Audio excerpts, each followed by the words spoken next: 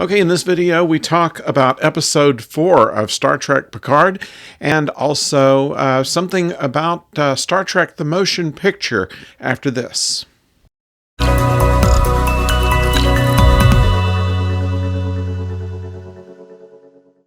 Hello out there, I'm the oldest nerd, and before we get started talking about Picard for this week, I'd like to say something about Star Trek the Motion Picture. Now, we all saw it back in 1979 when it first came out on film. I saw it in a terrible multiplex on too small a screen, and although it had Dolby Stereo, one of the few theaters at the time that had it, it was an unfinished film, and they knew it. Articles that I had read about this film before it came out said that in making movies, you have two problems, one or the other. Either you have enough time and not enough money, or enough money and not enough time. And in this case, they said, we have the money, but we don't have the time. The film was rushed to be able to come out on December 7th.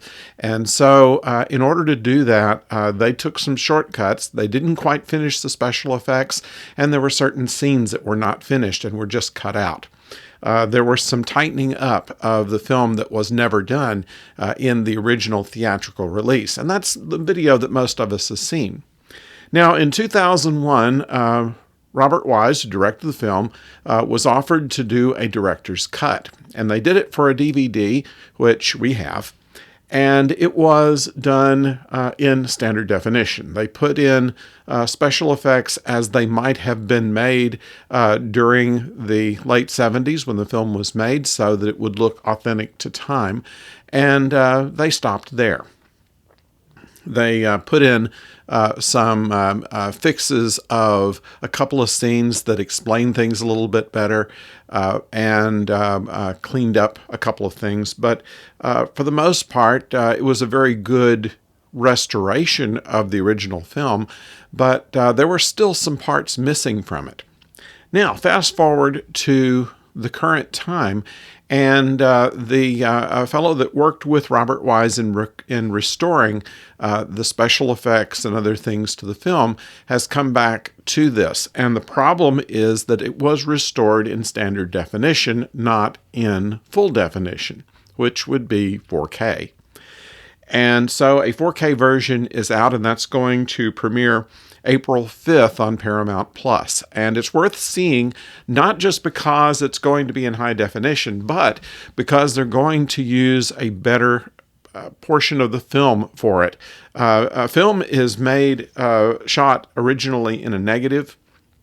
It is then made into what's called an interpositive, in which another negative is made, and then the film is struck off of that negative.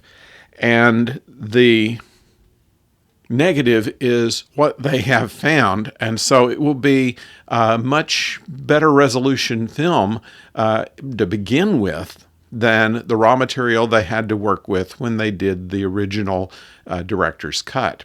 So what they have in this, and it's going to be released eventually on DVD as well, but is available on Paramount Plus. It's going to be on a widescreen event. Phantom Events is going to do it in May at select theaters, and it might be worth seeing there. I don't know that I've ever seen it on a truly decent-sized theatrical screen, so that might be something that we'd want to do.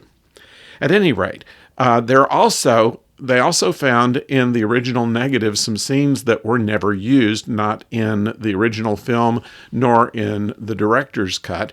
And the reason, once again, that these scenes weren't used was because they were in a hurry and had lost the audio track for it, and that audio track has been found. And also, they were able to get it in the original Dolby Stereo that it was made at and have converted it to Dolby Atmos. So the sound is going to be better, the picture is going to be clearer than it was before, and we're going to have yet more scenes added to even the version that we've seen before, which means that the whole point of the film, which was kind of lost on the cutting room floor, will be restored somewhat. So we're looking forward to what this film is going to look like when it premieres on April 5th in 4K on Paramount Plus. Okay, so much for that. Let's talk about Picard. This is Season 2, Episode 4. And in this, we know before that because of the transporter not being quite in its prime operating condition, when Seven and Raffi and Rios beamed down, they were not together. But something that they've never done before on Star Trek, and something I've always wondered about, is how do they know if the elevation is right? And in this case, they didn't, because Rios materialized on a second floor balcony about 3 feet away from the balcony. And he therefore hit the concrete. That caused him to have to go into a clinic, because no hospitals, and this clinic is raided by immigration. And of course, Rios, being Latino and also not documented, certainly in 2024, is put into holding with ICE and eventually put on a bus to be taken back to wherever they think he comes from. Meantime, Picard seeks out the Watcher, and Agnes is once again playing a kind of a cat and mouse with the Borg Queen. All of these things are well put together, and there are a number of interesting Easter eggs that we want to point out in here. They explain a lot of Picard's backstory we have not heard yet. We have already seen in flashback things about Picard's mother, that he was close to his mother, but kind of distant from his father, especially after he decided to join Starfleet. That was in the episode after the big encounter with the Borg, the fight with his brother. They mentioned there that his brother pretty much agreed with his father that he shouldn't have joined Starfleet. So apparently it was his mother that kind of encouraged him, and he said that in the speech to Starfleet Academy in the first episode. So anyway, what we also find out about here is Chateau Picard. Now, this has been in the family for centuries, and he mentioned that during World War I, it was used as during World War II, it was used as a headquarters for the Nazis, and the family was able to get away through some hidden tunnels that were underneath the chateau. And it turns out that they escaped to England, where they lived well into through the 21st century. And this explains kind of why Picard, a Frenchman, has such a good English accent. He, of course, came from France, but apparently his parents and most of the rest of his family were pretty much English. And this is the first time that it's ever explained this way in question and answers at Comic-Cons and things like that. Patrick Stewart has often said that because Picard is so smart, he can speak French with a perfect English accent, and it's a joke. But this is the first time they've really put an explanation behind there. There's also mention of Dixon Hill. Agnes is sometimes when somebody says something fairly smart, you'll say something like Sherlock Holmes to him. In this case, she said Dixon Hill. That was kind of a nice little in joke there. When they get on the bus, Seven and Raffi encounter a punk listening to a boombox. And it's the same song and the same looking kind of punk that was in Star Trek IV: The Voyage Home. I found out later by reading a little bit that this is the same actor that played that part. And there's a very funny thing when they say in the same line that Kirk did to him, "Will you turn off that noise?" He immediately turns it off and says, sure, sorry, while grabbing his neck. It's the same guy. It was the same actor that played the same character in Star Trek 4, dressed the same way, listening to the same song, and this time having learned his lesson. I thought that was very funny. An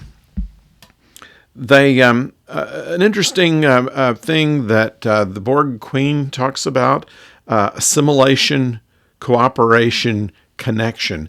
This is an interesting mantra of the Borg, which they've never really voiced before, and I kind of think that's a phrase to keep there when thinking about them. Something that we had not noticed earlier on, that when Guinan was encountered earlier on, that of course her bar was called 10 forward, and there's some question as to whether the producers knew that 10 forward on the Enterprise was not really the name of the bar. It was just deck 10 all the way to the front of the ship. So it was 10 forward. That would be just a directionality for it. Perhaps they gave it that name as well. And Guinan had named her bar 10 forward, so that's kind of interesting. Or it was number 10 on Forward Street. So kind of a clever, unintentional in-universe kind of thing, as Guinan was not yet, not for a couple of centuries, to be on the Enterprise. Something else also in the background that we noticed as Picard was walking along, that in the background there was the 21st Street Mission. This was the same place where Edith Keeler was the proprietor when Kirk and Spock were sent there by the Guardian of Forever. Also in the background, in where Raffi and Seven were, was the Jacksonroykirk building. Jacksonroykirk was the name of the creator of Nomad, which had made the mistake of Captain James Kirk being his creator rather than Jacksonroykirk. So interesting little thing on the back of the building. So all in all, entertaining show. We don't know exactly what's going to happen to Rios yet. There was a funny scene where, and we've seen this in the previews, where Seven is attempting to drive a 21st century vehicle, and doing better than I would have thought, but still a little alarming, almost like Kirk in A Piece of the Action, not knowing the difference between just stomping it and using a little nuance on the pedals. At any rate, some good stunt driving there on that, going the wrong way in traffic and such as that. And, of course, having the whole police department after them, kind of reminiscent of the elevator scene also in Star Trek 4. There's a few things that are borrowed from that. All in all, enjoyable. We're still waiting to see how they're able to spring Rios from immigration, and how Picard is going to find what he needs to know about how history's been changed. They do find out that it's coming a whole lot sooner than they thought, and that, of course, is predictable. We're not going to give them 2 months in order to figure out what's going on. So it's going to happen pretty fast, and the plot is moving along at a nice clip. So I can't say that it's dragging as much as it might have in the past, at least not by episode 4. So with 6 episodes yet to come, it looks like it's going to be a very good season for Star Trek Picard. We also have a little insight into Q's problem just near the end of the episode, and that'll probably be developed a little bit more as we move along. So I'd like to hear what you have to say. Put it down in the comments below. We'll read all of them and answer as many as we can with whatever amount of insight that we can give. And also, if you've not yet subscribed to this channel, please do. This will help us out to help grow the channel, and I'm hoping to be able to eventually make more videos in a week and provide you with more value for your free subscription in this channel. So why not do that? And you can also click on the bell so you know when the next video is coming your way. If I'm having the right kind of week where I get off work a little bit early, I may do an extra video for it. So I would hope that you would do that as well. So until next time, don't go far.